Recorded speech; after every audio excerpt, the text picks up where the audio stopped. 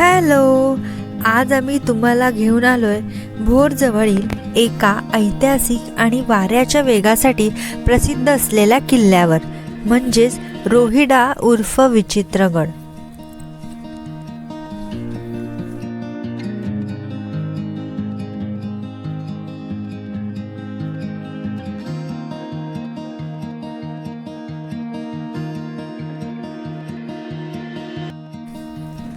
पुण्यापासून साधारण 65 किलोमीटर अंतरावर असलेल्या बाजारवाडी या गावातून रोहिड्याच्या चढाईला सुरुवात होते. गाडी पार्क केल्यानंतरच समोरच दिसतो तो रोहिड्याचा भव्य डोंगर.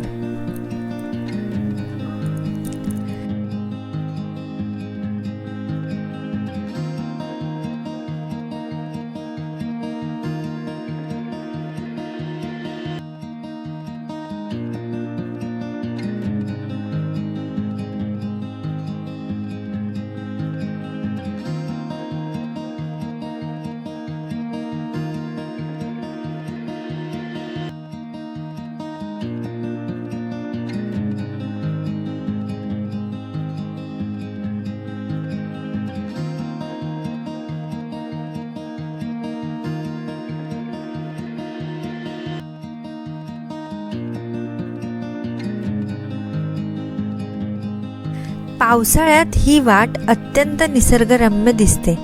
वाटेत ठिकठिकाणी छोटे धबधबे आणि रानफुले तुमचा प्रवास अधिक प्रसन्न करतात.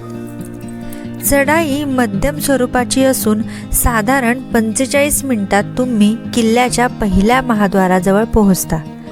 पावसाळ्यात दगड आणि चिखल निसरडा होत असल्यामुळे पाय सांभाळून ठेवणे गरजेचे आहे.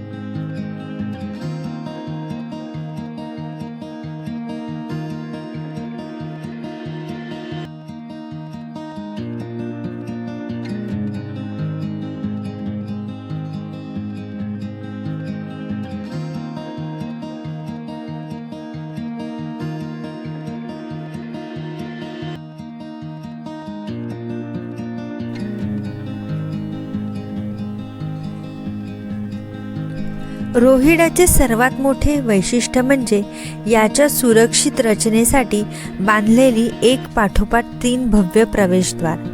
पहिले महाद्वार या दरवाजावर सुंदर कोरीव काम आणि गणेशपट्टी पाहायला मिळते. दुसरे महाद्वार हे थोडे पुढे गेल्यावर लागते. याच्या कमानीवर वाघ आणि शर्भाची शिल्पे कोरलेली आहेत.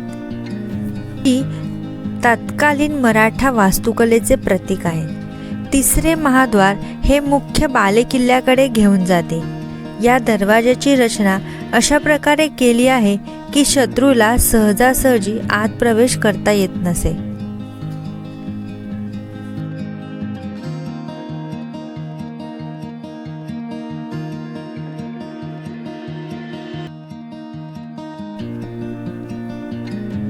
इतिहासाच्या पानावर डोकावून पाहिलं तर रोहिडा हा किल्ला यादव काळात बांधला गेला. पुढे मे 1566 मध्ये छत्रपती शिवाजी महाराजांनी भोरच्या बाजी बांदल याचा पराभव करून हा किल्ला स्वराज्यात दाखल केला. बांदल देशमुखांचे तोफखान्याचे प्रमुख आणि मावळे या किल्ल्यांच्या रक्षणासाठी सदैव तत्पर असत. पुढे 1670च्या पुरंदरच्या तहानुसार हा किल्ला मुघलांकडे गेला, पण अवघ्या काही वर्षातच मराठ्यांनी तो पुन्हा जिंकून घेतला.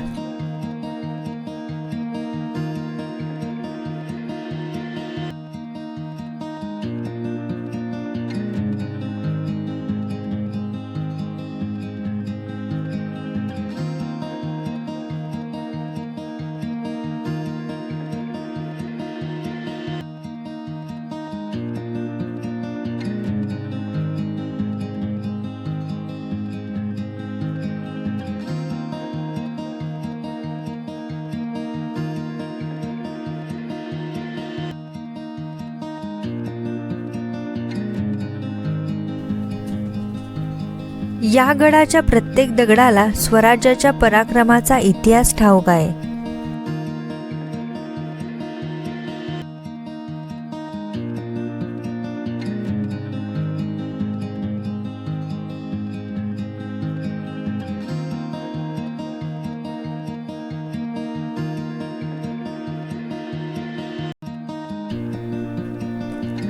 गडावर प्रवेश केल्यावर सर्वात आधी दर्शन होते ते श्री रोहिडेश्वर मंदिराचे.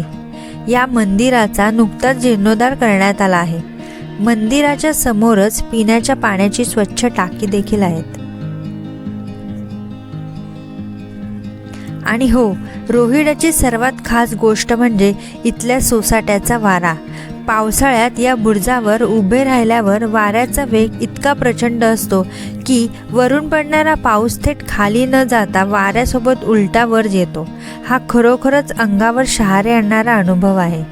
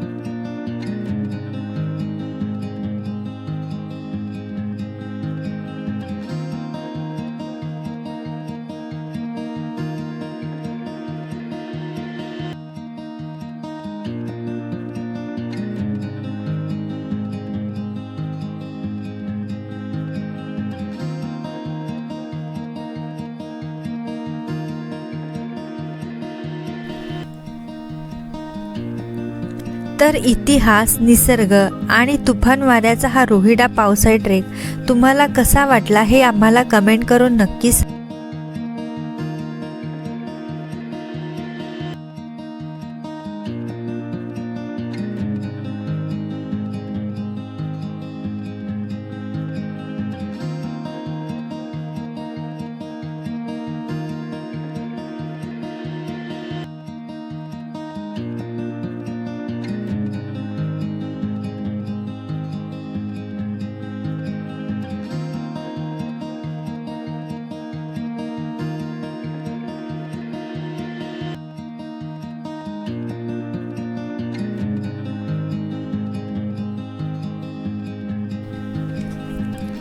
जर तुम्हाला हा व्हिडिओ आवडला असेल तर लाईक, शेअर आणि सबस्क्राईब करायला विसरू नका. Thank you.